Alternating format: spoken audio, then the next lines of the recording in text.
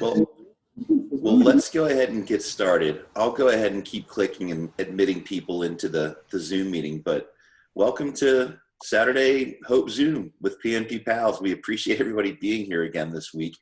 I see new faces and lots of regular faces, and I'm going to say it again. It's my highlight of the week. It really is. It's so good to see everybody. So we are excited to be talking about minimally invasive diagnostics and treatments for PNP today. So, and we're honored to have our good friend, Dr. Jesus Esquivel, with us today to talk about the subject. And he's been kind enough to bring slides and educate us and answer our questions. So we love all of our specialists, but we're really grateful for having Dr. Esquivel today. And like we always do, we'll go ahead and just introduce everybody real quick. And say hello. Don't feel like you have to give your name or your relation to PNP, but you're welcome to if you'd like. I'm Chris Piekarski. I'm the president of PNP Pals. I'm a 16-year survivor of PNP. And Adele, you want to introduce yourself? Sure. Hi, everybody. Adele, Vice President of PNP Pals. I'm here in Northwest Ohio, and I'm an 8.5-year survivor. And James, would you like to introduce yourself? Sure, yeah. Hello, everybody. James Caldwell from Northern Ireland. I'm an admin on the PNP Facebook group, and I'm a 6-year survivor from a high-grade appendix cancer. And Michael? Hi, everybody. Good to see you all. Also from Ireland on the South Coast. Also admin of the PNP group with James. Everybody, and your survivor from Basingstoke, low grade. Thank you, Michael. And again, James and Michael are both the administrators at the PNP Pals PNP Appendix Cancer Facebook support group.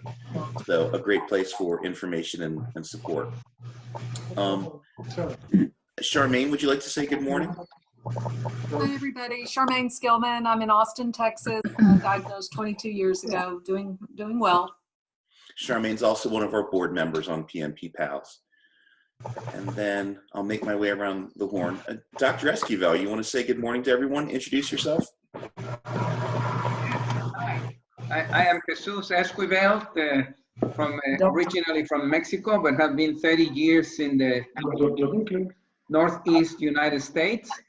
And I am a HIPEX surgeon, and I am happy, and it's an honor to be able to join this motivated group. That is really what keeps us going. So I look forward to your questions after my brief presentation. Fantastic. Fantastic. We're so glad to have you. Dave, the new guy, I'm going to go ahead and start with you. Put you on the spot right away. Hey, Dave Leamer. I live about an hour outside of Philadelphia, Pennsylvania. And coming up to the year anniversary, I had HIPEC done at UPMC by Dr. Chowdhury in early September. And I had a low-grade tumor and but a long surgery and doing really well and kind of back to normal. And really appreciate it. I had an opportunity to listen in on last week's discussion, and happy to be back. And thank you all for your inspiration and support. You bet. Thanks for coming back. It's great to have you. I grew up in Baltimore, so know your area quite well. Cool. Erica, good to see you again. How are you? Oh, you're muted. I had to unmute myself. Hi, everyone. I'm Erica. I'm from Baltimore, Maryland, and I'm here to support my mom. My mom is Roz. I'm here to support her. Nice to see everyone. You too. Hi, Shonda. I see a new face. How are you? I'm good. Yes, I'm new. My mom just had what they thought was ovarian cancer. Turns out it was appendix. We live in Arkansas. It's very rare. I don't think they know much about it here. because the first oncologist, I don't even think he was a surgical oncologist, I'm not sure, but he said she's looking at 1 to 5 years, and I had been doing other research, and I was like, well, I see all these other people doing all these other surgeries, would she not have another surgery? And he said, no, that's it. And I was like, well, okay, but I'm gonna, explore more options because I see other people. And so far we have yet to be able to even talk to a specialist. It's just been a process to try to find one. I couldn't get in touch. I did get in touch with one in Memphis, but then his secretary is out quite a bit. So then I went on to the next one, and that one I'm working on in Dallas, maybe. So maybe we'll just get to at least talk to a specialist pretty soon. That's really all I'm wanting for her to do, is just talk to someone else. And Yeah. I'm Shonda, just this trying is to. Adele. I'm glad you could join. Oh yeah, hey, I did talk to you too. Yeah. Yeah, so I'm just trying to find out what I can right now, because she is staying away from the internet. She doesn't want to Google. She's scared to even look at what, anything on the computer. I'm the one that's been doing all the research. So I'm just trying to help figure out something else. Chandra, I just want to say hi, but my story, and this was, obviously just last summer, I contacted 2 very well-respected surgeons in my area. I'm pretty connected with our medical community here, and I just got tired of talking to physicians that had never heard of HIPEC. It's just almost amazing how many friends, surgeons, general practitioners never even heard of it. When I explained it to my family physician a month after the surgery, his jaw dropped. I've never, we talk about jaw dropping. I never saw that really happen in life. His jaw dropped. And then I know, looked into it, I know he's a big fan now, but don't lose confidence. You can't imagine how almost in secret this is. And I know a lot of work is being done, but that was just last summer. And I don't think it's an exaggeration. I'm alive today because of finding the right website. This website was really instructive, and just do due diligence. Just keep pushing, keep asking, and it's worth it. Okay. Yeah, that's what I'm doing. Hopefully we'll get this one in Dallas to at least speak to her, even if it is over the computer screen, just so she can talk to someone that we have more knowledge of. Pretty much you're just going to do chemo and then that's it. It's like, well, no. Good for you, Shonda. I apologize for being distracted. I'm still there's more people trying to come in. But I mean, unfortunately, your tale is more familiar than we wish it were, and you're doing just the right thing by seeking care. And our encouragement for you is going to be get to a specialist. We don't really care which one, but it needs to be a HIPEC specialist that has done this and has practiced in this. In fact, the statistics and the published articles tell us that you need to find an institution and a specialist that's done 130 to 140 of these. So so you're on the right path. Yeah, well, I know she did have her records sent to one place, and then they said no, and I just couldn't understand why they would say no. I don't know, you know what I mean? Like, is it like, and then in the back of my mind, I was sitting there thinking, maybe they just reviewed her records and then was like, absolutely, we can't do anything for her. Like, this is just too bad. But this just happened, and this just started happening in January. So I don't know how that could have got from January to April like that bad. I don't know. But so. Well, welcome. You're in the right spot for sure. You're going to learn a lot fast. So stay tuned. And we can connect you. Like if you email us at zoom@PNPPal, Shonda, we can be more specific for your situation. So, okay. Yeah. Well, thanks for being here. Okay. Cheryl, how are you today? Feeling good today. I'm Cheryl. I'm originally from Ottawa, Canada, living in Grand Forks, North Dakota. I was diagnosed in late July, stage 4, like a lot of us, ring cell, undifferentiated. initially inoperable, but the chemo worked, and I had CRS and HIPEC January 14th with Getz at the Mayo in Rochester, Minnesota. Feeling great. So thank you for joining, everyone. Thanks, Cheryl. Great. Roz, you want to say hello? Sure, yes. I'm Roz Steinhorn, and I've had appendix cancer for about 2 years. I'm from Baltimore, Maryland. I'm not eligible for HIPEC because they said my cancer's too extensive and it's metastasized. So I'm looking for things other than that and even other than chemo. So that's why I'm here today to listen to this. Well, Roz, thank you for being here. It's always good to see you. We appreciate you. Thank you. You bet. Hi, Yvonne. How are you? Hello, Chris. I'm fine. I want to introduce myself. I live in the Netherlands, and I had my first HIPEC in 2005, and then a recurrence, and the second HIPEC I had in 2017, December, and now we are in 2020, and I have a recurrence, and I don't know what my options are, because I have low grade and chemo probably won't work. I'm curious if that's true. Or maybe it's possible for a third HIPEC, because the first and the second HIPEC I went very smooth. And yeah, I want to live for many more years. So what are my options? That's what I'm seeking now. Well, you're in the right place, Yvonne. You probably learned some really interesting information today. And I want to encourage you, our founder, Gabriella, she lived for many, many years past her final surgery. So we can do amazing things beyond what we think. So we're glad you're here. I hope so. Thank you. Yeah. Hi, Rita. How are you? You're muted. We can't hear you, Rita. Oh, hold on. I'm at Sloan, and I've been treated with Dr. and my oncologist is Dr. Sirsik. I had HIPEC, and my cancer is back again. So I'm waiting for my CA to be steady so I can go for another surgery with Dr. Nash.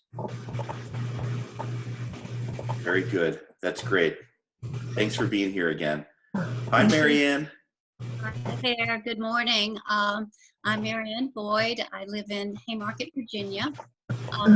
In my first surgery 2 years ago at Johns Hopkins with Dr. Anita Ahuja, and I've just been on this journey for about 3 years. Had a second surgery last summer with HIPEC again. So these Saturdays are great for me. I've enjoyed them very much and learned a lot.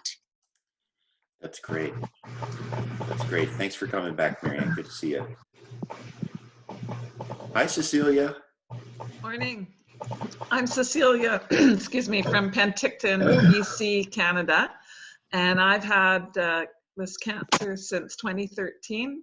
I had my first surgery, then I had a second surgery in 2015 with HIPEC. The first surgery was post-op intraperitoneal chemotherapy. I didn't have HIPEC where I lived at that time. So now it has recurred, and I'm awaiting a CT scan in June and then see what they're going to decide to do from there.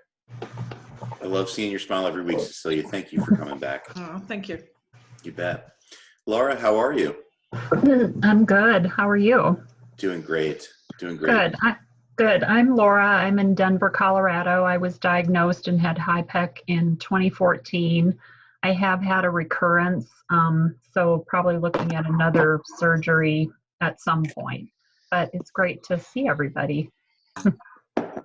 Thanks for being here. Hey, Connie, how are you?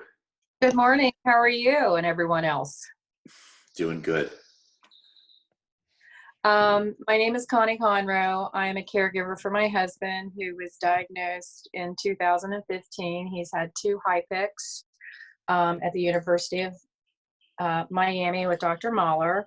He is stable at the point. And I have to share that with joining these Zoom meetings, you guys are doing a great job, and there's a lot of valuable information that I wished 5 years ago would have been available. So hats off to you for bringing these Zoom sessions to fruition. Yeah. Exactly. Oh, thanks. I'll keep saying it. It's the highlight of my week. This is the easiest thing I do all week long, man. It's great being here, for sure. Thanks for coming back. Helen, how are you? It's good to see you. Good, thank you. Helen, where are you? I am in Melbourne, Australia. That's why it's dark. Wow. In my pajamas. I suspected. Well, that's okay. Come as you are. We're always excited to have everyone from around the world. And I will let you know, next week we are intending to do, so right now for me it's 8 a.m. in the Pacific time zone. Next week we're going to do about 2 p.m., which should be early morning for you. So that's a tentative time. And there will be an advertisement this week, but we hope to see you again next week at a time that makes more sense for you. It's fine. I actually work night shift, so I'm kind of used to getting up at this time anyway. Good. Well, we're glad to have you. Because of my son, and he is doing well, and he's had 3 surgeries. So, yeah. Hi, Helen. I can't see. All I can see is like the 3 main participants. I can't see everybody. So, yeah. Hi, Michael. Hi, how are you? Chris, Helen and I met probably 2 years ago in Melbourne. And I have to say, within the group, she is probably one of the most positive people and always giving good and factual information. So very supportive. Fantastic. That's great. Good news. Good. Hi there, Avi. I see you. And I had my HIPEC and CRS 4 years ago, and so far I'm doing well. Good. You look great. Thanks for coming back. Thank you. Hi, Orna. How are you? Hi, I have problems with video, but I hear you and you hear me, so that's okay. It's a bit We strange. see you. Yeah, We see you. because Yep. I missed the whole group. It's a pity, but never mind. I will introduce myself shortly. I had my first CRS HIPEC in 2008. It was a life-saving surgery. I was really about to die at that moment. But I'm still here. Since then, I had another 2 huge operations and some smaller ones, and chemotherapy, a long history. But I'm quite okay now. I'm not cancer-free, of course, but I have good quality of life, I could say. So we're going on. That's it. So shortly, Fantastic. and yeah, I'm living in the Netherlands, and all my surgeries were in Israel by Professor Aviram Nissan. So Very good. that's It's great. short. It's great to see you again. And I Yes, think thank one you. of the lessons that I've learned on this journey, and that I hope you will learn too, is that even with disease, there's amazing things we can do, Yes, and long sure. and fruitful life that we can have. Yes. So Yes. each of our journeys is difficult in different ways, but I have a lot of hope for each of you. So Yes. thanks for coming again. It's good to see you. Thank you. Thank you. Nice to see you too. Now, as a reminder, if you look in your upper right-hand corner, I see a button that says Speaker View and Gallery View. It alternates. And if you find that Gallery View button, then you can see everybody at the same time. So maybe look in your upper right-hand corner and look for that button. Yeah, I tried, but there's nothing besides view options.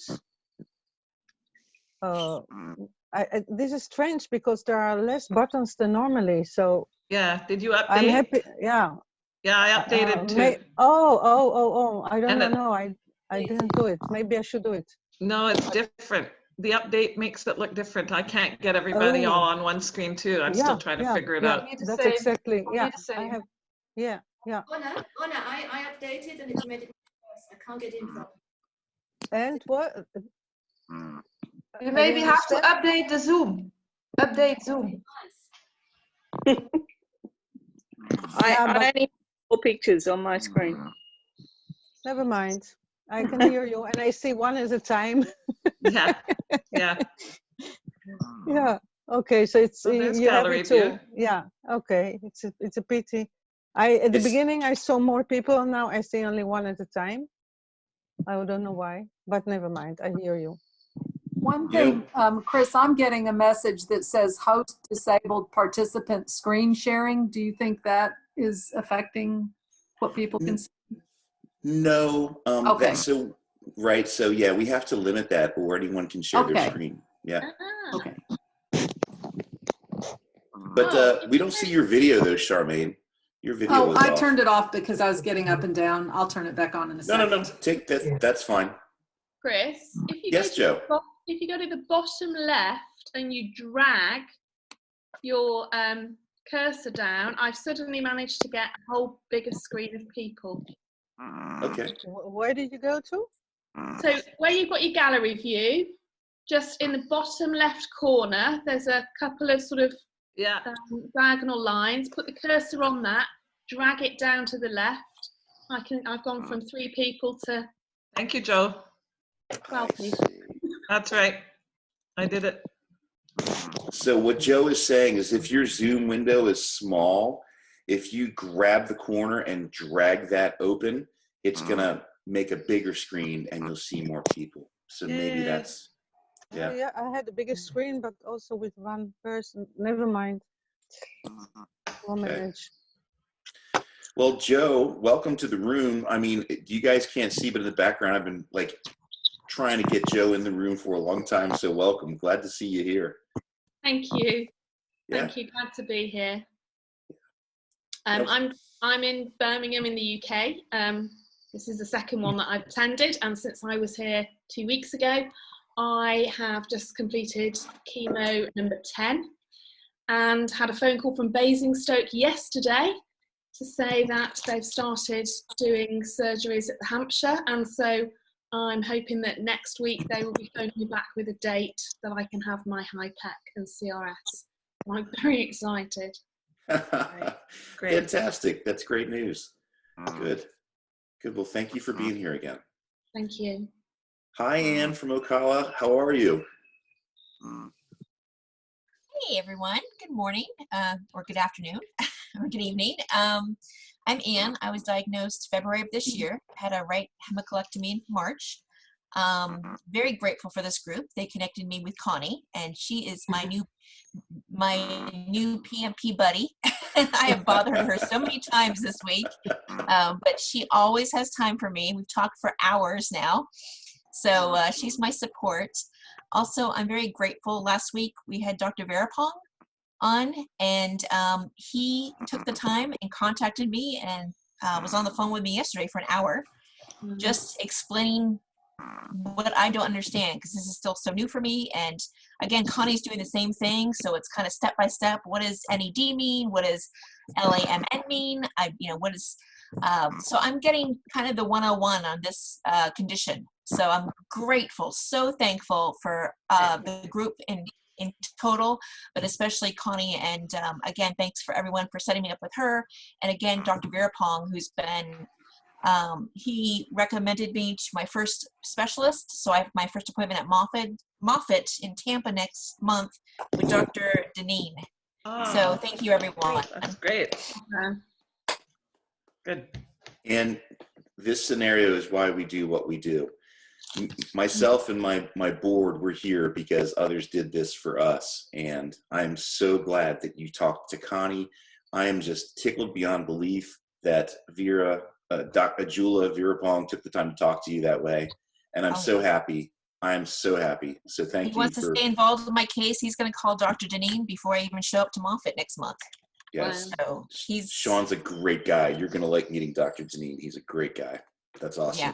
So getting Good down for to you. really what's going on with me. So I'm understanding more, thankfully. Good. That's so much progress in 2 weeks, Anne. That's brilliant. That was since last week. It was last week. Okay. This 7 days. I don't know how many times I've called Amazing. Connie. Connie, I've called her. I think we talked for 3 hours on Sunday. I think we've talked 2 other times since then. We've texted, I don't know how many times. So poor Connie's got an earful from me this week. And That's it's awesome. okay. I appreciate it. Thank you. That's awesome. Connie, thank you. I love you.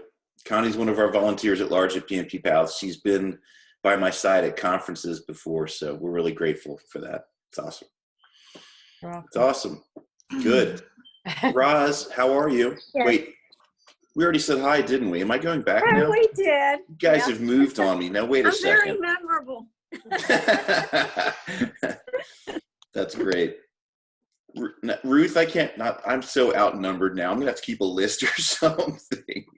Ruth, did you say good morning yet? I can't remember. Hi. I'm Abby's wife, and so I keep jumping around because of the problem with since I did the I did something to the Zoom and I can't see properly. But yeah, I'm Abby's wife. So Okay. Good to see you. Laura Nelson. Yes, you heard from me. I did. Now I see your video again. Okay. Have I missed anyone? Have we got everybody? I think we've got everybody. Good. Well, with that, I think we can turn back to Dr. Esquivel.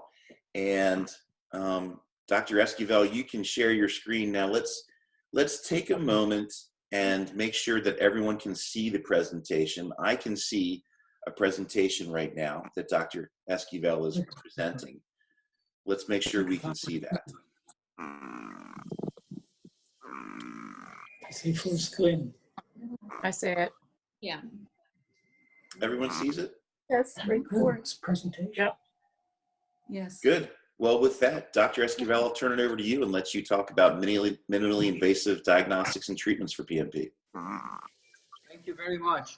And it is an honor and a pleasure to be part of this Zoom meeting. You know, I must say this is the first time that I give a presentation sitting down. I encourage people to mute their buttons while I do this, so we keep the background to a minimum. And then I made myself here a few notes. Of course, I want to thank very much Adele and Chris for this opportunity. Every time I travel a lot and go through many different places, and every time I come back, I always say I'm the one that learns the most. And so far, you know, 30 minutes into today's meeting, I have learned so much about what patients really need to know that I think that even though it's been 40 years since the first HIPEC was done for a PNP patient, you know, in 1979, actually almost 41, I hope that I get invited back in a few weeks or months to talk about what are the treatment options when cytoreduction and HIPEC have failed.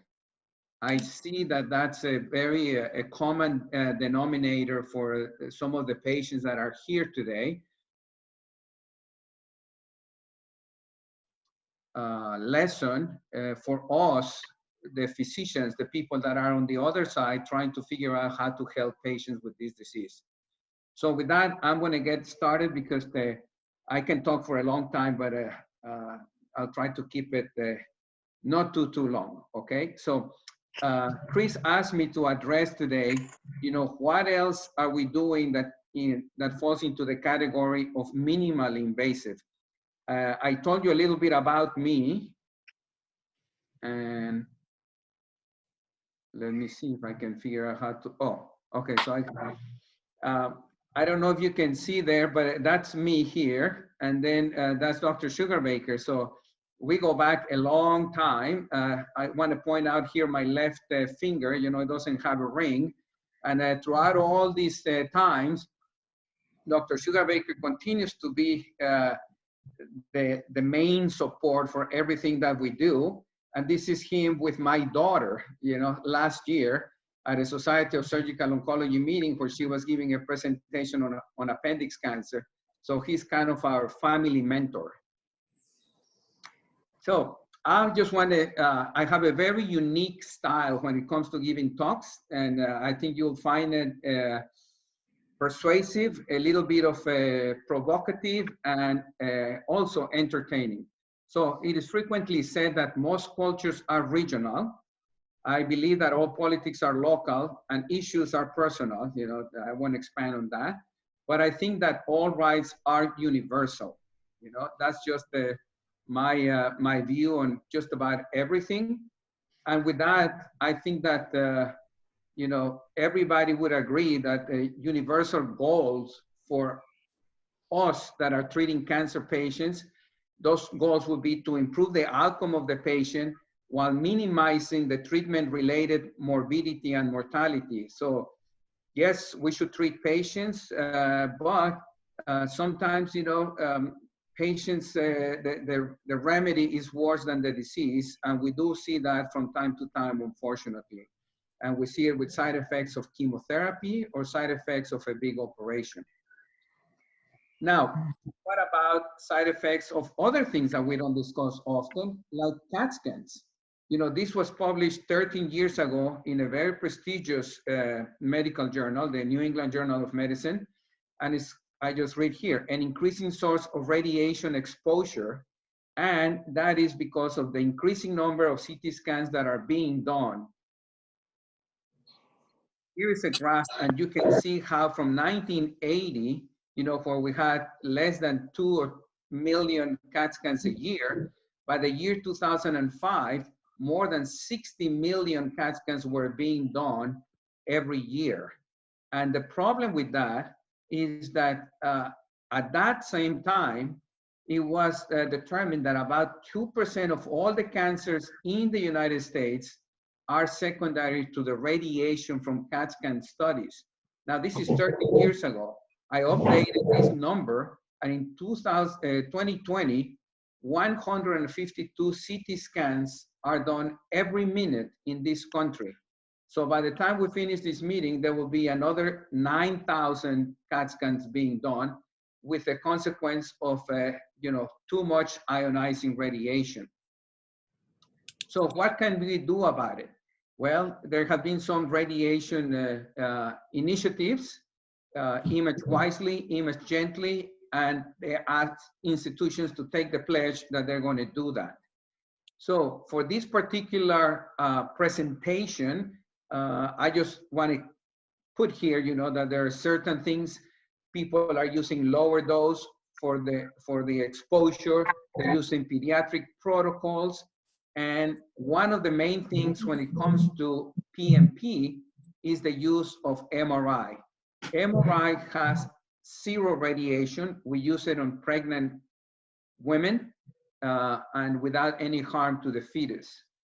But not only that, it doesn't have radiation, but it also allows, you know, it's a much fancier tool than just a CT scan. I said a CT scan is just like a black and white picture, and the MRI, it offers you a lot of soft tissue characterization.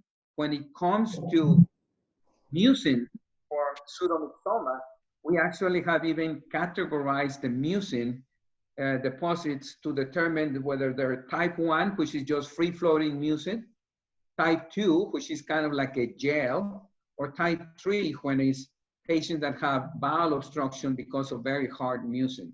So we can determine all those things on an MRI, but not on a CT scan. There have been many improvements on how to get this done. One of the main problems is that it used to take 1 hour to do it, and you needed to hold your breath for an extended period of time.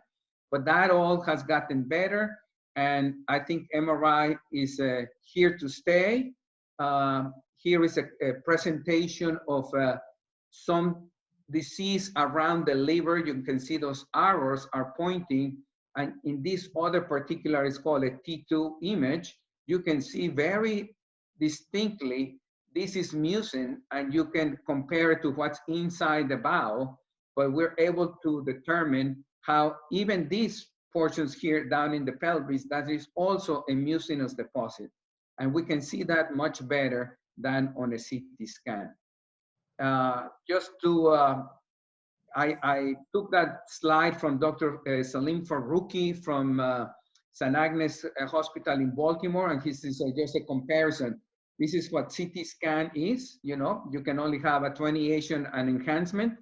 And then the Swiss Army knife is MRI, where you can have many things that will help us determine not only the extent of the disease, but actually what kind of mucin you have. Because as you can imagine, the treatment is going to be different for somebody who has just a jelly belly versus somebody that has a bowel obstruction from a signet ring cell mucin. So keep in mind, MRI and more is being done in many places around the world. The PMP checklist, this is something for the radiologist. It has to be bright on T2, it has to restrict on DWI, and it has to have a delayed contrast enhancement on T1. So that is the triad of MRI, and as a surgeon, I never thought that I was going to find myself given distinctions on mucin on an MRI, but that's what it takes.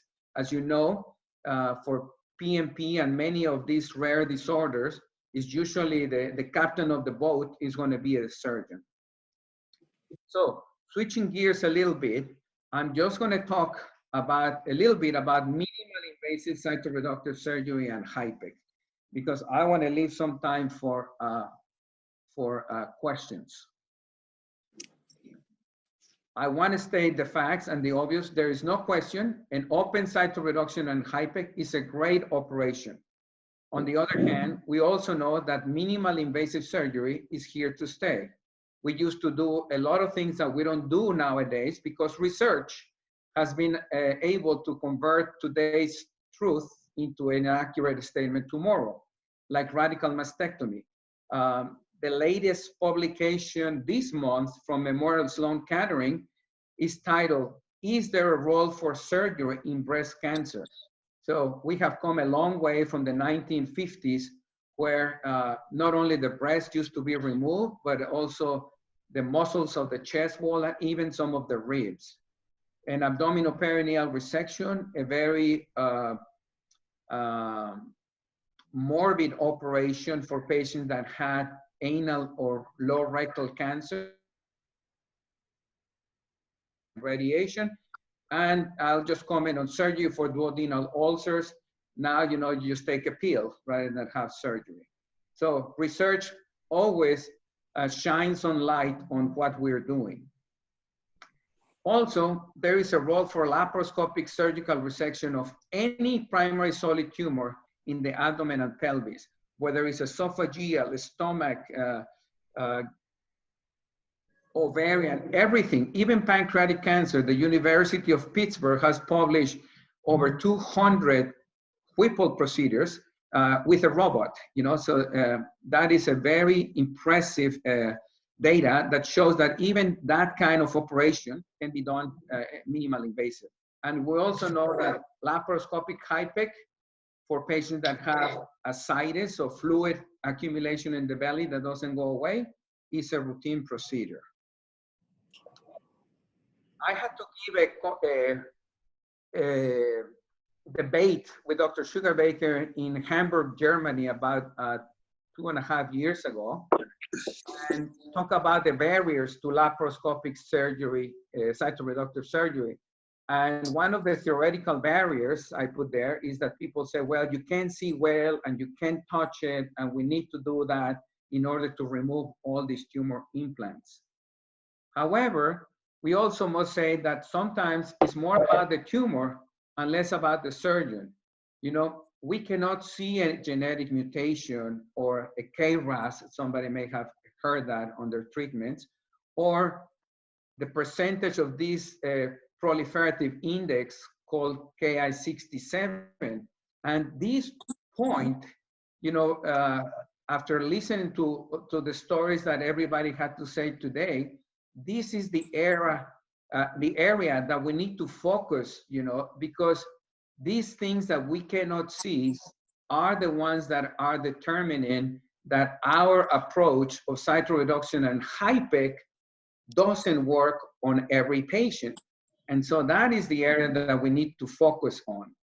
You also, you know, anyone can see that if you have gastric cancer with a very extensive peritoneal cancer index, well, whether it's an open or a laparoscopic cytoreduction and HIPEC, that won't be the answer for that particular patient. Also, on discussing this, you know, my daughter said, well, what would you rather have, you know, an open colonoscopy or a closed colonoscopy? And of course, everybody has a colonoscopy, and I hope that everybody in this group has had one because it's extremely important. So, because we started seeing patients that were being referred to our institution with very small amount of peritoneal disease, I raised the question, could we start doing this laparoscopically? And it's been over a decade that we published our initial experience on 10 patients with pseudomyxoma that had laparoscopic cytoreduction and HIPEC. We did it to patients that had a limited peritoneal cancer index. Just as a quick reminder, that is low, medium, or high. So PCI of less than 10 would be low. And what we demonstrated at that time and published in a very prestigious journal was that laparoscopic cytoreductive surgery and HIPEC was safe and feasible for patients with low volume carcinomatosis, and that compared to the open method, it had patients have less pain and a lower hospitalization. One of my disciples here, Dr. Alvaro Arjona Sanchez from Cordoba, Spain, started to take over this field and popularize it in Spain. And they made it to the newspaper in February of 2017. Through him and with him, we have continued to work around the world, and recently put together an area, a manuscript with 7 institutions from around the world that you can see here, 3 in the United States, 2 from Spain, 1 from France, and 1 from Belgium, with our experience doing laparoscopic cytoreductive surgery and HIPEC. Since then, one of the busiest places, and is not listed here, but the United Kingdom has taken a very high interest on doing this type of operation. I show you here the data from that publication. It had 85 patients. By far, the most common patients had appendix cancer, 65%.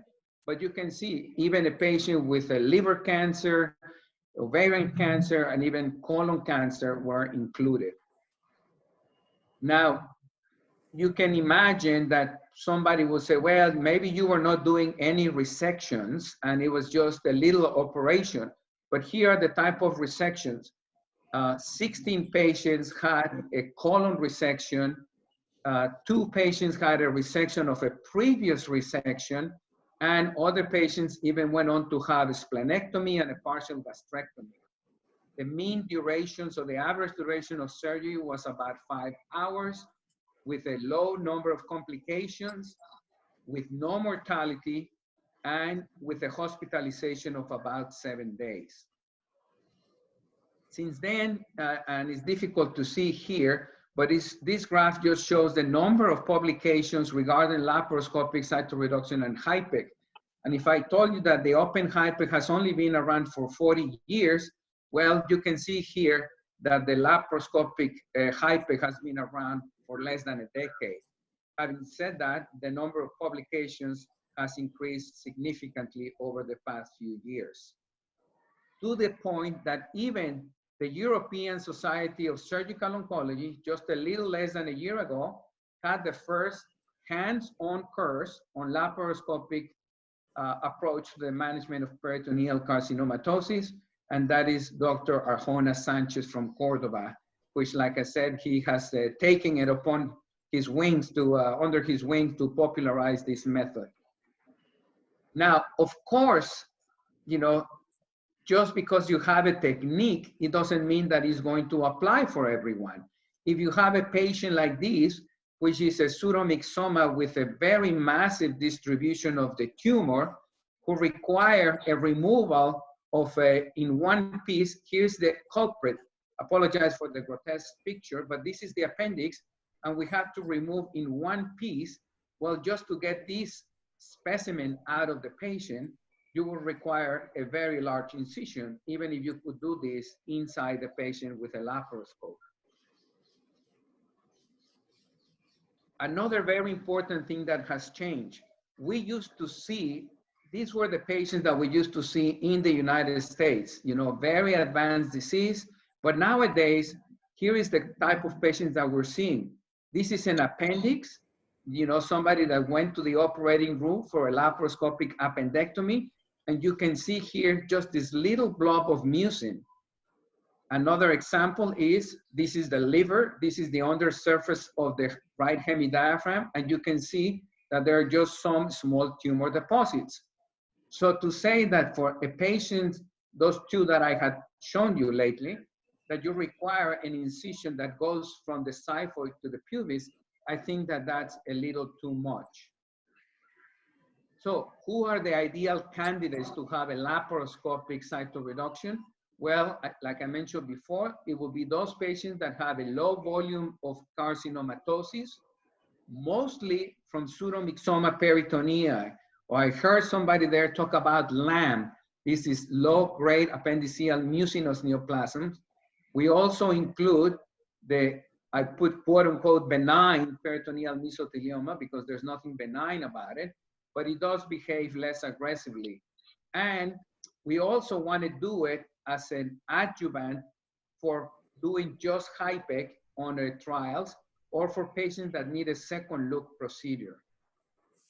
Something that remains true just like 40 years ago is what I learned from, I operated from a patient from Berlin, Germany. And when she came, she brought 3 grandchildren. And I had permission to show this picture. And so here are the 3 kids. And I'm just going to take a close up to this. And it says, you know, get that pseudomyxoma out of my oma, which means out of my grandmother. And whether you do it open or you do it laparoscopically, there is no doubt that for pseudomyxoma, the best treatment strategy is to get it out. Unfortunately, this particular 1-2 punch of surgery and HIPEC, as some of you have learned, doesn't have the same result in every patient.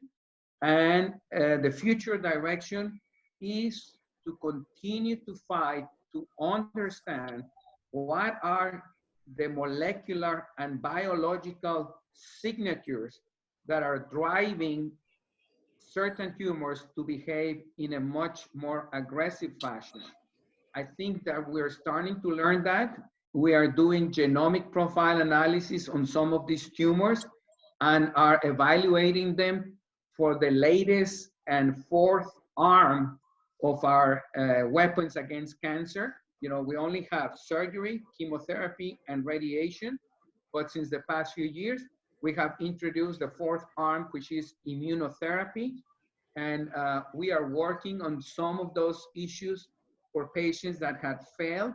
And again, I hope that in the next few weeks or months, I could come back and have ready for you a presentation to talk about options for patients that have failed cytoreduction and HIPEC. And with that, I'm going to stop. Thank you for your attention, and I'll do my best to answer any questions that you may have. Thank you. Well, Dr. Esquivel, I will start by saying thank you. I mean, I learn something every time, and I've learned something today every time I'm with the specialist. So thank you for your time, but I'll open it up for questions from the group.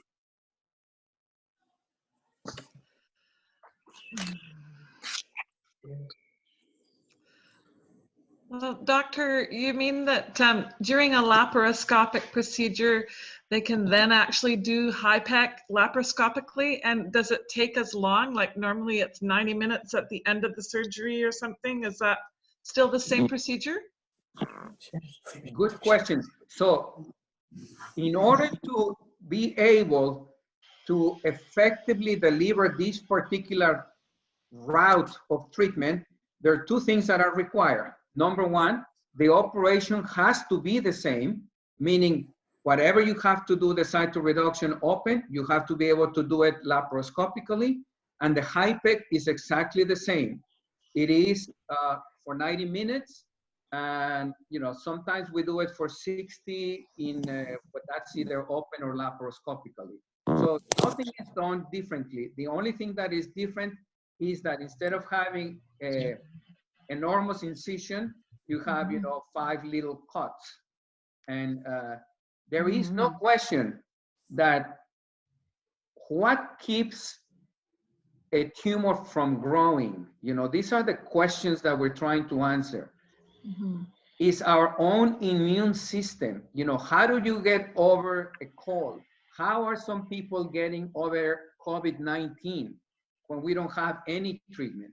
It's your own body that figures out a way to release those magical soldiers that are going to keep whatever is attacking you. So surgery with a big incision, it has been shown left and right that it decreases your immune system and it will diminish your chances to fight back. So that's why it's incredibly important that the number one thing you have to do is get all the tumor out. And people say, well, if you just open me and close me, you expose the tumor to air and now everything is going to grow. And this is not, somebody just didn't wake up one day and made that up. This is based on observations. There is no question that if you have a big incision, you need to heal. And in order to heal that, the body releases healing factors, which are basically nice proteins that are called growth factors. And some of the tumors can benefit from those growth factors and actually grow. That's why we also incorporate laparoscopy a lot to make sure that we don't have someone that goes to the operating room, has a huge incision, and then says, oh, sorry, we couldn't do it. And now you cannot get chemotherapy because you have a very large incision and you have to wait 2 or 3 weeks to heal before you get started. So as a treatment, laparoscopy is very effective in a select group of patients, but laparoscopy plays a huge role in determining which is the best treatment for a particular patient. Thank you. So Dr. Esquivel, I noticed the mean duration of the surgeries for those select patients too. That was shorter. Well, it seemed pretty short. Obviously, their PCI, less than 10 or less. But is it a shorter time frame as well, without having to do that major incision? Yes. Well, the reason is that for example, if I was doing a patient with a PCI of less than 10, open versus laparoscopically, it would actually take me a lot less to do it open. Even though it has a large incision, so the extent of the operation, the extent of the tumor distribution, so the PCI is what determines, how long is the operation. There's no question that doing things through a scope can take a little bit longer, as opposed to just having a big incision where now everything is there and you can move rather quickly with your hand rather than with the tool. Okay. So it's the 4.7 hours is actually long for someone with a PCI. The average PCI was about 4. So it was a pretty small volume of disease. Fascinating. Thank you. A question. When they were initially trying to figure out what was going on with me, I had a number of clean CT scans. should we be asking then for MRIs? Should we be asking more for MRIs? And if so, is there a hesitancy to give us MRIs over a CT scan? So one of the things, and I can tell you this is the story more than the history. This is the story of MRI in the United States. Every HIPEC surgeon is very familiar with CAT scans, and we read them ourselves. And our CAT scan has about 100 pictures. An average MRI has about 1,200 pictures. And we surgeons are not very good at reading MRIs because, like I said, it's a much fancier tool, and there are a lot of other things than just, looking at a picture. You have to interpret a little bit more what you're seeing and how it looks under different windows, if you will. And I'm using this story because Dr. Sugarbaker, which I love very much, he would tell me that. He said, oh, my little computer cannot handle 1,200 pictures of the MRI. So I'm going to use CAT scan. But about 2 years ago, he just stopped me at a meeting and he said, I am finally convinced MRI is a better test. But so one of the problems is that then the average radiologist is not very familiar with PMP, as opposed to the average HIPEC surgeon, which is very familiar with PMP. And so that's we're going through that transition. And what I have been doing is not only to, push for the MRI, but push for radiologists to teach other radiologists, so then everybody can focus on what they do. It's the same thing with pathologists. You have to find a team of pathologists that is dedicated to this, a team of radiologists, a team of surgeons, and a team of medical oncologists. So it's happening not as fast as we want, but if all the imaging studies do not show anything, and you have, for example, some symptoms and elevated tumor markers, we always say, maybe that patient needs a laparoscopy, because it's amazing how patients can have a little bit of peritoneal disease that doesn't show on any study, but it's still there. Thank you. Can I ask a question? Yes, please. Okay. Generally, what minimally invasive procedures are available if you can't do HIPEC? And I'm not talking about chemo, but I've heard things about freezing tumors.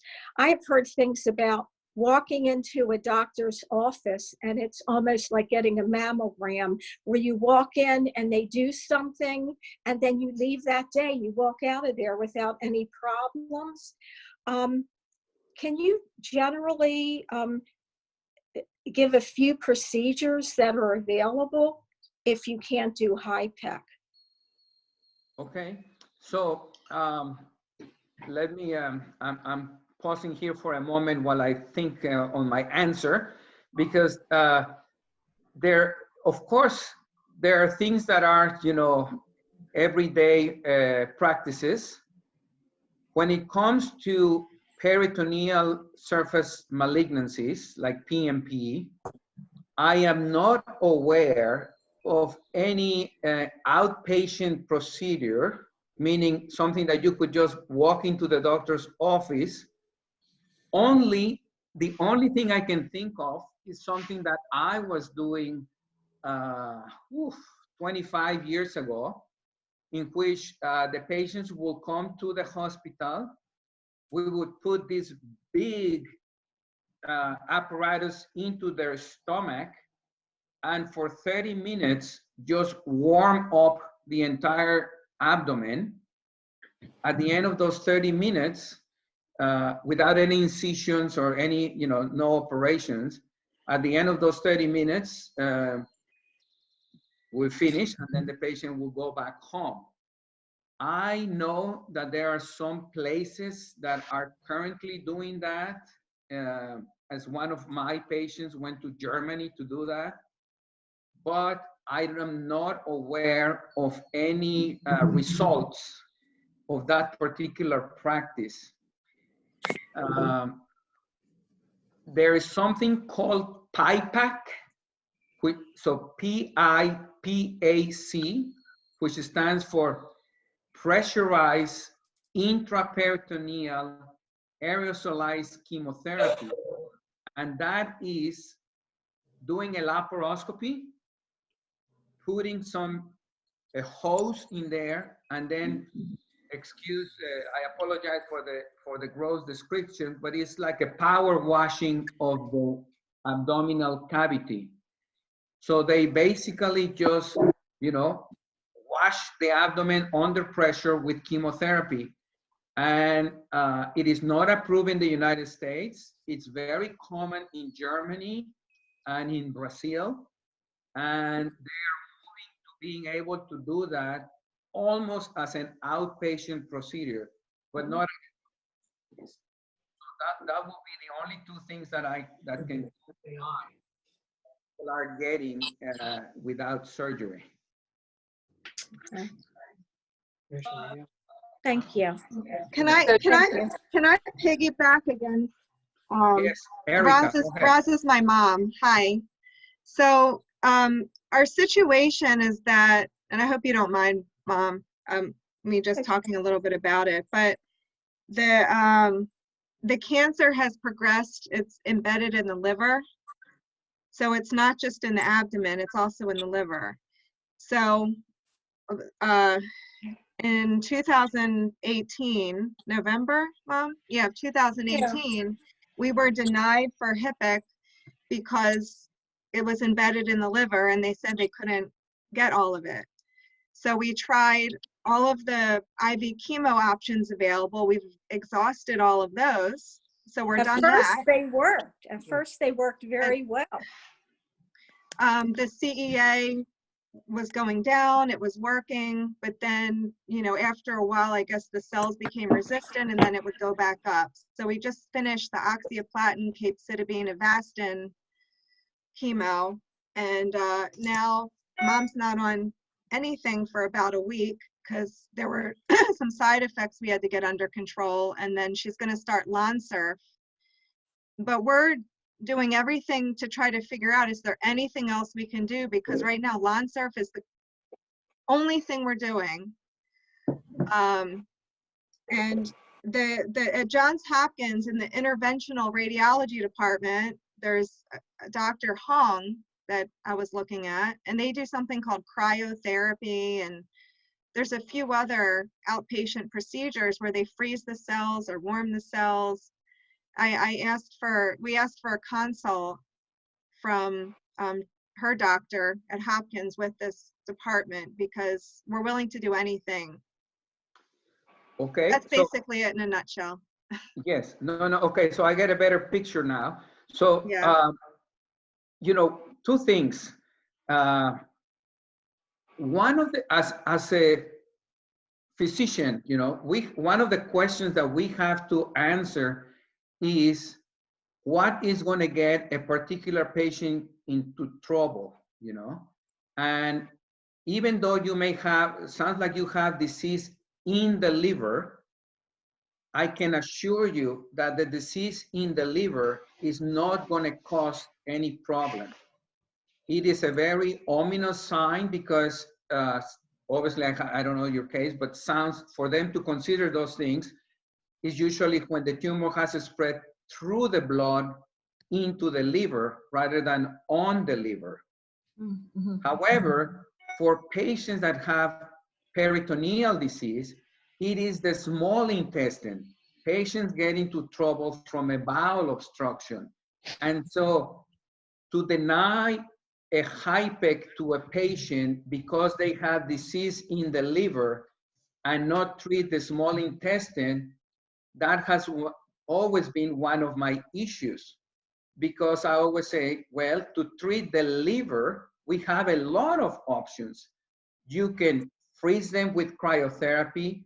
You can microwave them. You know, there's microwave ablation of the liver tumors.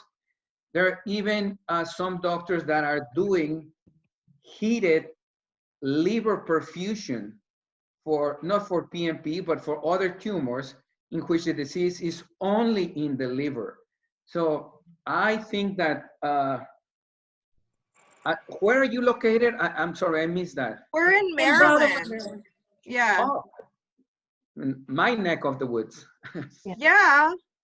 Yeah. Maybe that's a So- positive thing. Maybe this is like fate or something. Yeah, well, Can't talk for you, Mom, but. Well, you know, and as Chris and Adele can tell you, you know, I am always honored to review anybody's case, you know, and I have taken upon myself always, I know a lot of people, and I know what most of people are doing for any of these things. And I promise you that I always give, you know, whatever I think is the best recommendation with whatever we have up to that moment, you know, because everybody's different, you know. But I think that, yes, I would encourage you to let me review. And I'm at Frederick Memorial Hospital. You can find me, or, you know, through Chris and Adele. I don't know how we share. My email is very easy. It's my name, Jesus Esquivel @yahoo.com. And I can spell it if you guys want. Sure. Jesus, like Jesus, J-E-S-U-S, all together with my last name, ESQUIVEL @yahoo.com. And Yeah, you're not there too it far is. from us. No. Oh, well, and you know, it's to do an evaluation sometimes, and so did you say Dr. Ahuya did the surgery a while back, or was that somebody else? No, Mom's never had surgery. Oh, okay. Sorry, I'm talking for you. I don't mean to talk for you. That's okay. I've never had surgery. Okay, all right. No, Doc. But, so that's the yeah, question. we're at Hopkins. Yeah. Yes, and so have you seen Dr. Johnston or not? No. No. She So had an he's the- evaluation with Dr. Greer. Okay, I know him extremely well, and you know, he's an excellent doctor, but I don't think HIPEC is his most common procedure. Let's just, you know, so okay. Thank you. We always encourage Thank giving you multiple very much. opinions. Thank you. We always encourage giving multiple opinions. Like I said, I learn something every time. I've been doing this for 16 years, and every time I see a specialist, I learn something new. So absolutely. And I can tell you the team at Johns Hopkins is not going to be concerned about that whatsoever, right? They want educated patients. So. Oh yeah, and I know them very well, him and Dr. Johnson, and you know, we all, no, actually, let me take that back. Not all of us, but the vast majority of us believe that, you know, you should get a second or a third opinion, and we like to facilitate those opinions. And if, you know, there are doctors that are there that say, no, you cannot get a second opinion. So if any doctor says that, that is the #1 reason to get a second opinion. Can I ask one more quick question? I'm not trying to overtake the conversation, but if my mom were to reach out to her doctor at Hopkins, and could he, so how would it work? Would he would forward you the records somehow, and then could we do like a video consult, or will we have to meet in person? No. We have right now, because of the COVID-19, we have telephone conversations or through WebEx is another system. But the first thing is to get the records, because obviously I don't know, you know, what kind of tumor she has. Okay.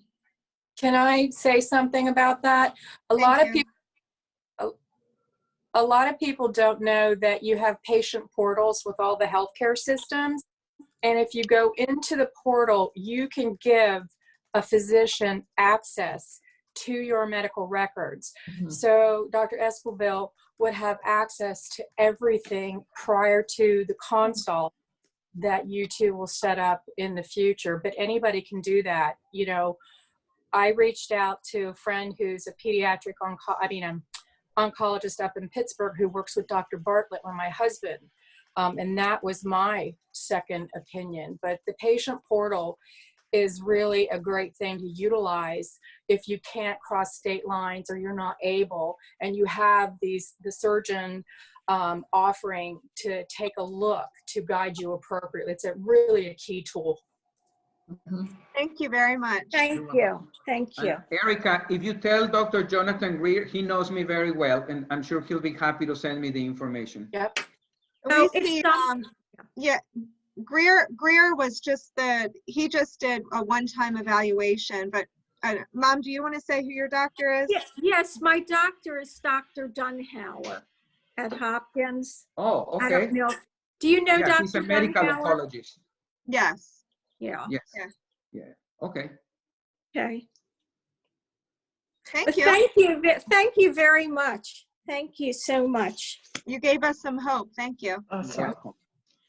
Dr. Esquivel, is pricing a factor on the choice between MRI and CT, or is it simply just the training and preference? So did I hear correctly? Is there a price difference? Yes. Was that the question? Yes. So there is no question. Two things. It takes longer to do an MRI. A CAT scan nowadays, you know, they can do it in 5 minutes and do chest, abdomen, and pelvis. The MRI, it used to take about an hour, and it has gotten a lot shorter, but it does cost probably twice as much. That's also, but we're not having problems with insurance approving it as we used to have it in the past. Good. I kind of expected maybe as high as a factor of 5 on that price, so that's good to hear. No, just a factor of 2. Good. And Charmaine, I'll let you go in 1 second, but my encouragement to everyone would be, we have to be educated and advocate persistently, politely with our teams. And if our physicians are comfortable with reviewing those types of records, then, you know, me personally, my strategy has always been, great, if we think MRI is going to give us a better look, let's do that. And I'll go fight the battle for insurance later if we're concerned about reimbursement. And I'll remind everyone that within our community, Lori Todd is the insurance warrior. She has had a 97% success rate at appealing insurance claims that have been denied.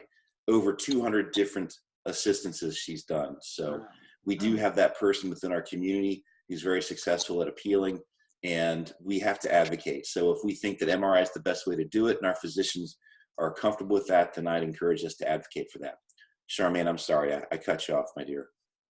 No problem. I wanted to use this opportunity to ask Dr. Esquivel, for a patient who has gone through surgery and HIPIC, and myself did that 11 years ago with Dr. Sugarbaker and have no evidence of disease. And I have a local oncologist, and I still have my blood tests twice a year. If the numbers on the blood test warrant going in for a CT scan, my oncologist here has said he will order one, but I haven't had one for years. With that kind of a stable situation, is it important to pursue an MRI instead of a CT scan? Or, you know, my oncologist may decide that after 5 or 6 years, we just need to do one just because it's been so long. So does that kind of situation present reasons for doing the MRI instead of the CT scan, which is what he's always done? Yes, I think that's even more of a reason. Remember, at the beginning of my presentation, I show how many years ago, 2% of the cancers were related to the radiation. And the patients that have a benign outcome, you know, of a not such aggressive tumor, like a low-grade PMP, they're going to be followed for a long time. And so you're going to be getting that radiation from a CAT scan year after year after year. And the good news is that it doesn't show anything. That's fantastic. But imagine if then later on you end up getting a second cancer because of all the radiation that you got from a CAT scan. So even more of a reason for those patients to get MRIs. That's my opinion, and I think it makes a lot of sense. Thank you. But change is difficult. Can I ask a question? Can I ask a question? Helen. Yes. Please. In Australia, we have PET scans and CAT scans and MRI, but my son has had more PET scans than any other scan. Is that an issue, or because they're obviously injecting you with the treatment to show up on the radiation? So it's actually injecting the radiation. Okay, so I don't know what kind of tumor, but mucinous tumors like PMP are notorious for not being well imaged by PET scans. That's what I was told. The higher grade tumors, if it's a signet ring cell or colon cancer, or any cancer that can spread through the blood, those are usually better to follow with a PET scan because they can show up in other areas. It would be very uncommon for a true PMP to be outside of the abdomen. So like everything else in life, nothing is 100%, and you have to be prepared, and you have to say, which one is the best with the least invasive. Yep. Can I ask a question? Cecilia? Hello? Okay, yes. Can I ask a question? Oh, Yvonne, yes, please. Yeah. I had a recurrence after 12 years. So they didn't want to check me anymore.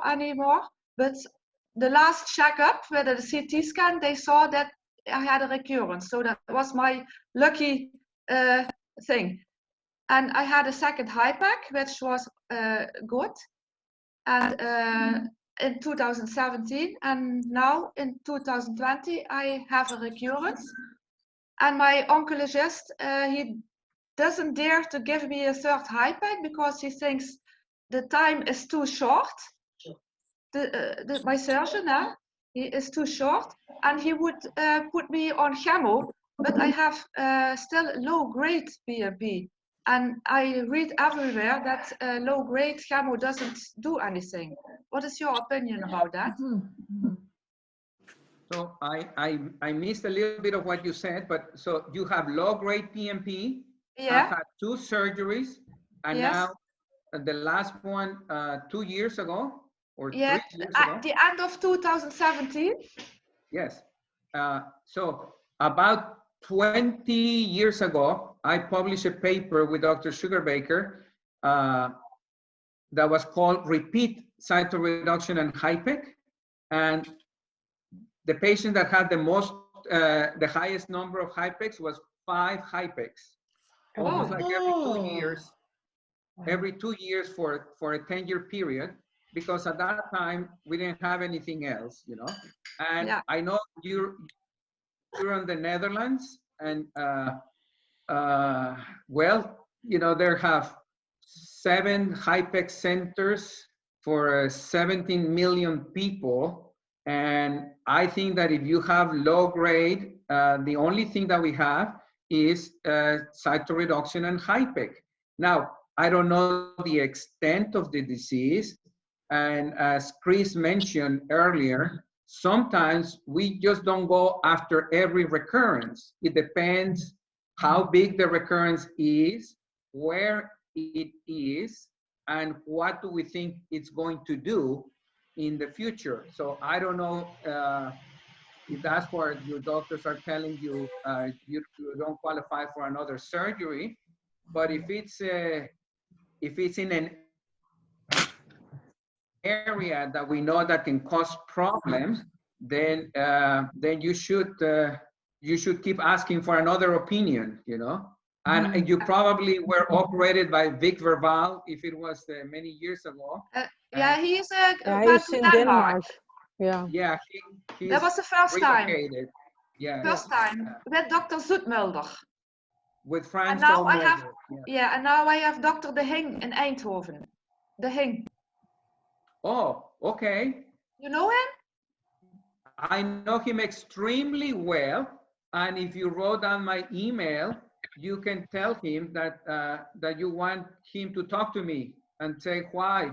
That's how well I know him. You can tell him. Dr. Esquivel says email him telling me why you're not a candidate. Oh, okay. Maybe, yes, I can do that? Yes, of course. You know him well. Okay, I will do that. Oh, Maybe yes. he can send you my my MRI, because I get an MRI from him. They see it more. And I agree with you that a good radiologist, I'm sorry for my English, is very important. Yes, and I'm happy to hear that you had an MRI, so that means that the word is spreading. Good. Yes. No, Excellent. not enough. That's I true. just want to It's say, exceptional in the my Netherlands. surgery was less Yeah. my I surgery always was less get an MRI. And now I will get in June another one, an MRI. And then, yeah, I'm wait and watch, in fact, because I didn't want to have chemo.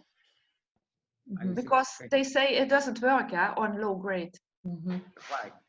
Let's see, Dave, we're going to say something, or just I just had my surgery in September, but my 3-month follow-up was an MRI by Dr. Chowdhury, and he kind of gave me a shorthand version of the same thing, as well as full disclosure that reading it is a little bit more intensive, right? And you know, and that he does read them, and I don't want to put words in his mouth, but I know that. How do I say this? He was also, I mean, even at UPMC, he really valued reading it himself.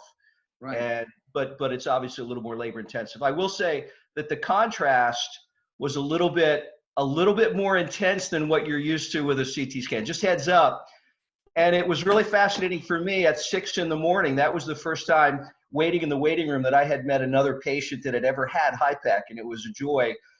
To just meet someone, but we're the only ones that ever come in there at 6 o'clock to get that done in Pittsburgh. So we're sort of a small little group, and the radiologists kind of know the HIPEC folks when they come in on Fridays there. But I was pleased to know that the results were a little bit more high definition, if you will, than having just had a CT scan. I wasn't aware of the concern with radiology, so that's great to know. Yes. Thank you. So one thing that comes to mind for me, Dr. Esquivel, and I'd like your opinion. And first, I'll say to the group, so as a 16-year survivor, I think my last scan was, I don't know, 9 years ago or something. I did just go see Dr. Barone and get my first MRI. I'm actually scheduled for that. So they did a CT. I've got an MRI scheduled. But, you know, one thing that I've kind of seen over the years, and again, I would love your opinion, is that when these recurrences start to happen, sometimes I think we used to jump in and do HIPEC necessarily, but it seems like we're almost taking a bit more of a watch and wait approach with some patients, depending on the extent of disease. Do you think it's always appropriate to jump back in there and do HIPEC, or is sometimes for, you know, the overall quality of life and extending life as long as we can, do you think that the balance may be, let's just wait and monitor and look back again in 6 months and see how the MRI looks then? So, you know, I probably would need about 45 minutes to properly answer that question, but I'll do my best to keep it short. So there are a couple of things. As a cancer doctor, there's always this enigma, why a tumor stays quiet for 10 years after treatment, and then all of a sudden comes back. And you say, well, is it because things mutated and the tumor eventually figure out a way to defeat your own immune system? If the answer to that is yes, then it's very unlikely that the repeat treatment, meaning another cytoreduction and HIPEC, is going to take care of that. And that's what's probably happening or thinking with Yvonne, that Yeah. you went and did it again, and now it came back even sooner. But, so the watch and wait is for a couple of reasons. One is to see if, is the tumor getting out of control and you're going to put the patient through an unnecessary operation, something that's not going to help. And if you wait, then, it's just going to show itself. Or you wait because you don't think that the tumor is causing any problem. Some people say, oh, I have this little recurrence by the spleen, and believe me, that's never going to get you into trouble, as opposed to if that little recurrence is down in the pelvis.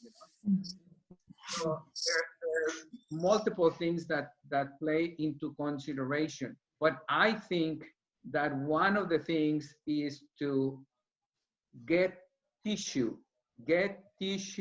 whenever you have a recurrence. And if you can do a laparoscopy and sample that tumor to make sure that it didn't change from low-grade PMP to now a high-grade signet ring cell, which then you may say, oh, well, something happened. So as a cancer doctor, we always try to figure out why the patient is having a recurrence. It's not because they had a bad operation, So it's a difficult question, and it's a one case at a time. So it sounds like we know for certain that it depends. And we need to see a specialist. That's what we need to do. Exactly, yes. Perfect. Mm-hmm. Mm-hmm. That's great. So, well, I am looking at time, and I just want to say, I want to invite you, if you have other things you have to go do, feel free to drop off and go do that. That said, I mean, Dr. Esquivel, if you have to go, just let me know and we will end the meeting, but we can keep going as well too if there's additional questions. I mean, this has been one of the most interactive meetings we've had, so this is absolutely fantastic. So if we have more questions, let's keep them coming. I do got a quick question. So from what I'm understanding, maybe I could be wrong, but most of the people that are going on to like 10, 15 years or whatever, they're mostly low grade. So I can't tell, are they? It was my question. So what if, like I do know my mom, so far I just read the report, I do know it is high grade goblet cell. So does that make any difference on the grade, the type of cell? Or can those be treated with HIPEC as well? So the two main factors that determine, how the patients do after any given treatment is the biology, meaning how aggressive the tumor is, and the second one would be how much tumor there is. So, so if you have a low-grade tumor with a little bit of spread, those are the ones, like I said, that we will treat with laparoscopic cytoreduction and HIPEC. But if you have a high grade with a lot of spread, we know that those patients, we need to figure out a way to make that tumor shrink, so then we can do surgery. And sometimes, and I don't know the case of your mom, but sometimes the goblet cells down to how much tumor there is and how aggressive it is, and then you develop the strategy. Do we do chemo first, or so again, I am the #1 enemy of the cookie cutter approach that unfortunately is very common out there. No, every case is different, and it requires an individualized treatment plan based on whatever patient has. Okay, yeah, Are you a fan of changing the chemotherapeutic agent from mitomycin C to, say, melphalan or something else that might be, right, not clinically indicated, I mean, not scientifically indicated, but maybe one of the chemo sensitivity tests might give some directional indication of what chemotherapy might work better? What are your thoughts on that? I think that at the present time, we do not have evidence of that. You know, we do have cases, you know, people that have done that. But I can tell you where we are. So the group of Wake Forest with Kostas Botanopoulos is actually working very hard on what I was mentioning before, you know, that the best way to fight a tumor is to try to figure out, you know, the makeup of that particular tumor.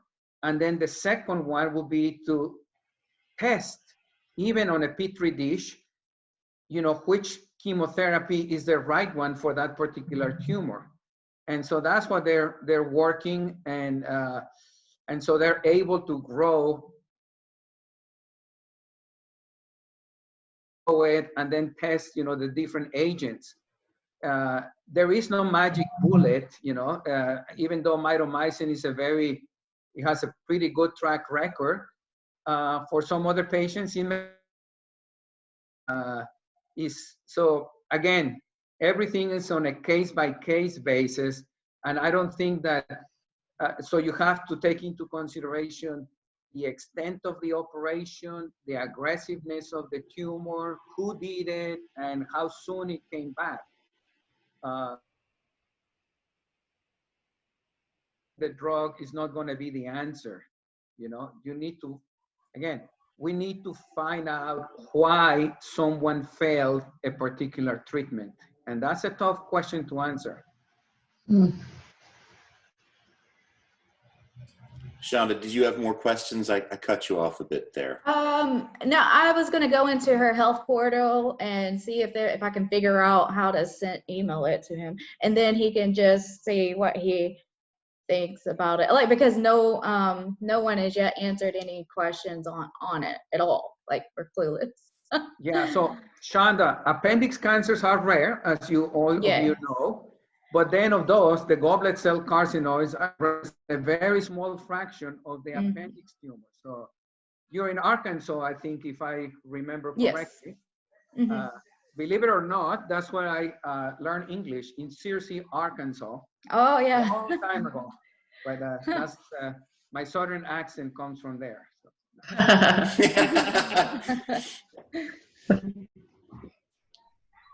Well, Shonda, send an email to zoom@pnppals.net, and we will make sure that you get connected with Dr. Esquivel. Okay. Yeah, I wrote down his address. If I can just figure out how to afford her information to him. If not, like, I can copy and paste it into a Word document and do it that way. If I don't know how to give access.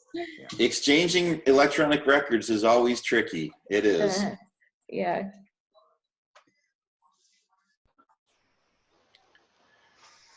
Well, if there's no other questions from the group today. Can I just ask one real quick? I'm sorry, just real quick. Dr. Esquivel, I'll make this real quick. I was considering laparoscopy, whatever. I was told to have that prior to seeing my specialist. And so when I heard today's topic about diagnostics, I really, that's kind of what I was told in a very short period of time. I had a CAT scan, colonoscopy, that's kind of where it all got started. And then I was told to have a laparoscopy, and then I was informed by the surgeon that could be risky, that actually could have spread the cancer. And then it was interesting when I saw Dr. Chowdhury, there was, he kind of, there wasn't any need to have a laparoscopic, if you will, assessment. So I just want to make sure that I'm understanding that there really isn't, is it accurate to say there really isn't any function to have a laparoscopic assessment prior to, let's say, seeing a specialist? is it generally the practice that the specialist relies more on the other testing to verify the level of, obviously you can't tell the grade of the tumor, but to tell where it is and whether HIPEC or is needed. You understanding my question? Yeah, no, I loud and clear. So number one, having a laparoscopy done by the doctor who's not going to be the one doing the definitive treatment, that can be difficult because, I always say your eyes cannot see what your mind doesn't know. And so if it's someone who's never seen appendix cancer, well, they may not necessarily know what to look for. When it comes to the practicing HIPEC doctor, laparoscopy can be indicated under certain circumstances. If you have a low-grade PMP, I don't need a laparoscopy. A CAT scan is more than enough to tell me, why you shouldn't have surgery, there is no real reason if you have low-grade PMP. The treatment is going to be surgery. On the other hand, if you have one of those variants that are more aggressive, then what I said before, you don't want to make a huge incision to find out that you go to the operating room and find out that you have 200 little implants on the small bowel that didn't show up on the CAT scan, and that now you cannot do the surgery. So it has its indication, the biological aggressiveness of the tumor. Mm-hmm. Okay, well, Yvonne, I think you were going to ask something else?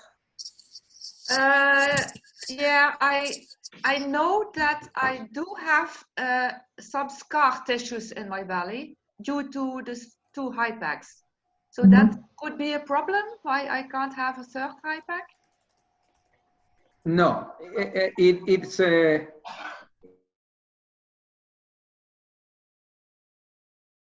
that's not usually the limiting factor, it's something that we would discuss and say, yes, it's going to make it harder, but I don't think that anyone has ever been turned down because they say, oh, you have too much scar, unless there were some very unique circumstances, but I doubt that being the case. So if I understand good, I have low grade till now, so chemo doesn't work, on low grade. The what doesn't work? She's saying chemo. Chemo. Chemo, yeah, chemo doesn't work. No, correct. Yeah. But my doctor, he would send me to the oncologist, and he would put me right directly on Avastin. I read everywhere that it doesn't work. So, like I said, tell Ignaz to send me an email. You're welcome. Thank you.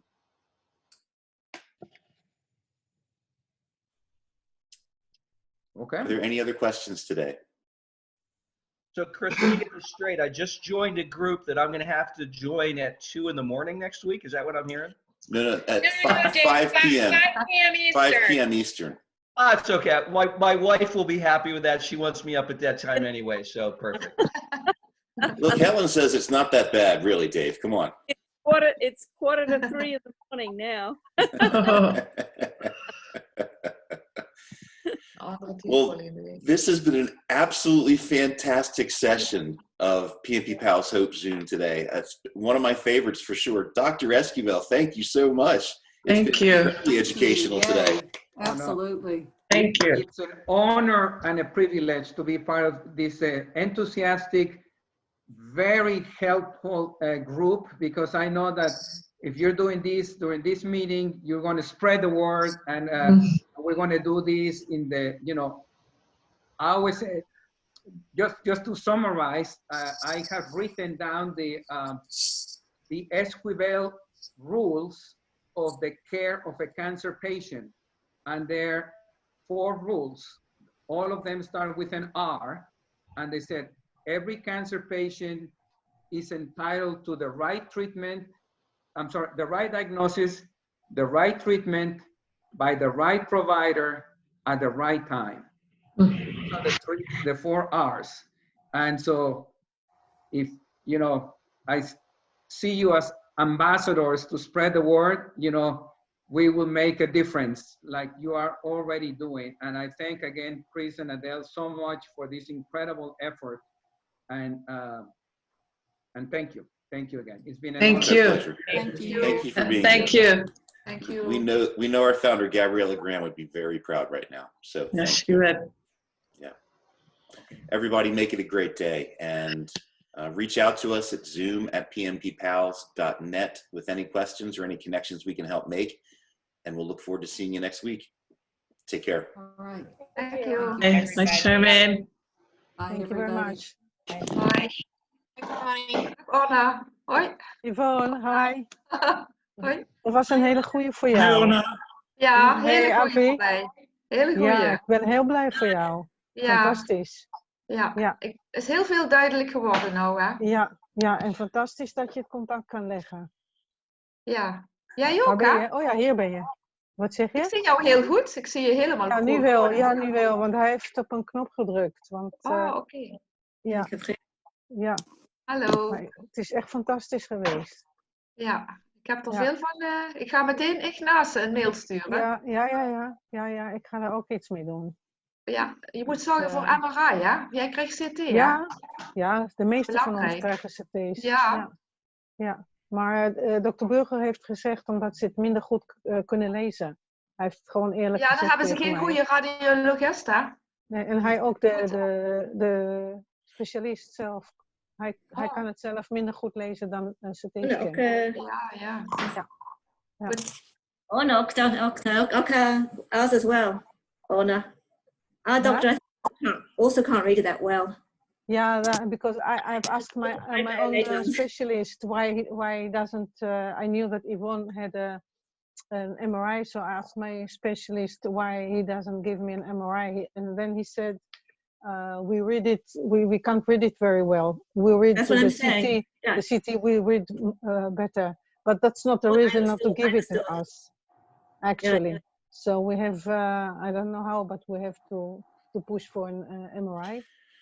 And maybe If you somebody ask for doesn't the read it. MRI, and maybe you ask for him to consult with another physician who can read it better and show him, I see this, I see this. Yes, because my specialist is working together with specialists. They're working in the same room, almost the same hospital. They're colleagues. So it should be possible if one of them is doing this and the other one not. So tell him, you love to learn. You've been learning your whole life. Learn something new today. Come on, you've got this. Yes, yes, and they should work together. Yes, go for it, Anna. Yeah, because I don't know how many CT scans Yeah, I've me had too, since 2008. Yes. Me from 2004. Yeah, that's enough. Yes. Yeah, and I understand he says also not only the radiation, but that they see more information about. Exactly. Yes. That's the most important, actually. Because this is what I think I asked the first meeting we had here with PNP calls. I had a question about it, I think, and I understood there's still discussion between the specialists.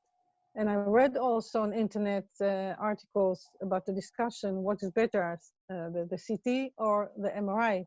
But actually what he said today is that it's obviously better, the MRI. That it gives more information. If you can read it good. As long as it can be read well. And he Yeah. also said it has to be done a certain way too. If you notice at the beginning, he said, I never thought I would be telling the radiological team how to conduct the MRI so that I could get the best image. But this is the type of communication that doesn't always happen in such complex hospitals, and we can help make happen with just a couple of questions. You mean that the radiologist who is performing the MRI, that this could happen in different ways? Yes, this equipment is very complex, and it can be configured in many, many ways. So it is an MRI, but you can switch this knob, that one, and that one. And for a different disease, you might switch it this way, and this way. And so Dr. Esquivel is telling the radiology team, I get my best images if you set it like this, this, and this. If you do that, I'll get the best images, and then I can read it. So, and so the specialist I've had also, yeah. My CT scans have been very different. Sometimes I get, with Dr. Sugar Baker, when I first started getting my CT scans, he had me get oral contrast from the doctor the day before. And I would take it home and start drinking it at midnight for my 6 a.m. scan or 8 a.m. scan. So I would do one bottle at midnight, one at like 4 a.m., and then get my scan in the morning. And I'd also have intravenous and rectal contrast. So I had a ton of contrast in me for my first few images on a CT scan. So so that there's also different protocols, different machine setups. Yeah. And also different kind of drinks you get. I had also already 3 variations in different hospitals. So, and I don't know what is better. Well, but there's one thing that's true about contrast. None of them taste good. I have ananas juice. Ananas juice I get now for the MRI. Okay. Ananas juice. Pineapple. Very good. Oh. Pineapple. Yes, pineapple juice. It tastes very good. I need some with vodka. But Chris, what you just said means that my surgeon, who needs the results, should be also a kind of an expert to instruct the radiologist to tell him what he wants. It isn't. He has to be a kind of expert also in the field of MRI. Or your doctor needs to confer or talk with a colleague who is better informed and can give instructions. Yes, but one of them should be kind of an expert. They should, These guys, more. Even these guys are constantly learning too, right? And so so Dr. Esquivel prefers MRI. Another hospital system may not have a good MRI staff they trust, or the doctors aren't trained. And so this is how our medical professionals are constantly learning. The hospitals are constantly buying new technology. They're training their teams to use that technology. It's a constant thing. And if I've learned anything in the past couple of years, San Diego is a healthcare technology hub. It is changing so fast. Dr. Esquivel talked about the genomics, the microbiologics of these tumors and their analysis, the testing and the treatments. It's changing so fast, our physicians cannot keep up. So there's a lot of technology out there, and it's moving super fast. So again, we as patients and becoming educated, many times we can educate our physicians too. And that's through no fault of their own. It's just, the world is changing so fast. They can learn and they can execute their practice, and then they have to refine it. And that takes years to do. So this constantly new learning it's tricky for them, but we can suggest things. Chris, sorry, I forgot something to ask to the doctor. Does he know anything about that new drug from the doctor in Sydney in Australia? With the Bromac trial, the bromelain? We can certainly send him that email and ask about that. And if it is helpful for us, for example, if you can't have a third HIPAC or something. Good. And how far they are. I forgot to ask. Yeah, they're using it. They're testing it already. But I know.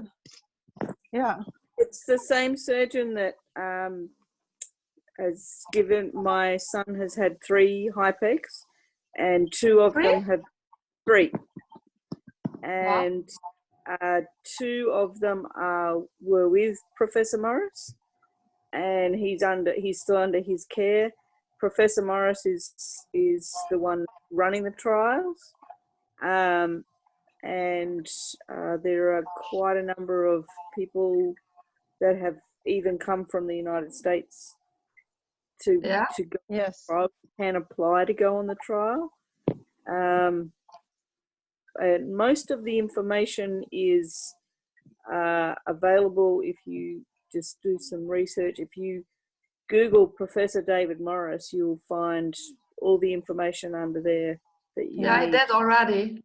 And also the ACPMP, it's easy to find. You just can't get into Australia at the moment because of COVID. Yeah, I saw a message. Yeah. So your son didn't do the trial? No, not yet. He doesn't need to. He's had 3 HIPEC. And he's not? No evidence of disease? No evidence of disease.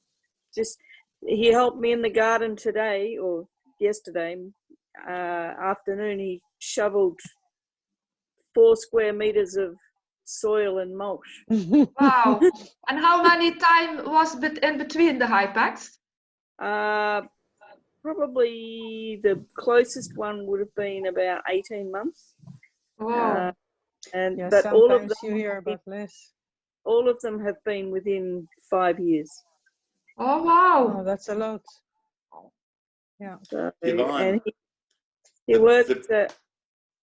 The president of ACPMP, the Research Foundation, Jerry Lewandowski, had HIPEC 3 times within 2 years before he got rid of it, and he's been disease-free ever since. Really? Yeah. He works at I think that's for me the best option. I think. I don't know, but yeah. I think your scenario today where Dr. Esquivel said, I know Dr. Is it Hinga? Ignace de Hing. Ignace, yeah. Ignace de Hing. I sent him an email and he should contact him. Oh, I can tell by the way he said that he knows him. There's going to be a conversation. Yes. He said he knows him well, yeah. It's a good thing, really. I'm happy with that. It's an amazing outcome for you. Yeah. Yeah. I hope of a good result. Yes. Because it's my only option now. My only option. We have hope for you. Yeah. I go for it. Keep advocating for yourself. Sorry?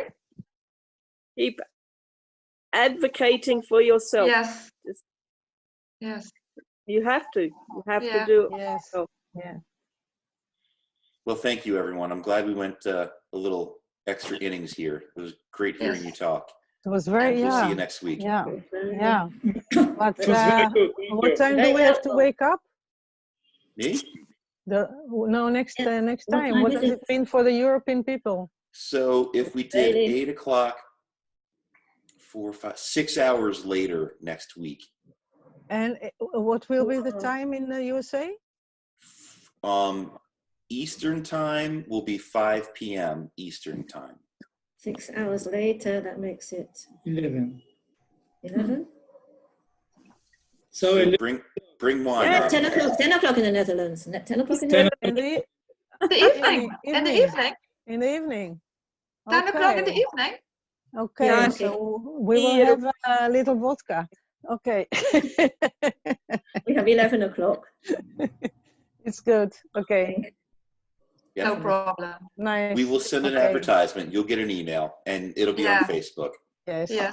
Thank you. Thank you. Thank you very much. Thank you very Bye. much. Have a great week. Bye. Bye, Ona. Bye. Bye. Hi.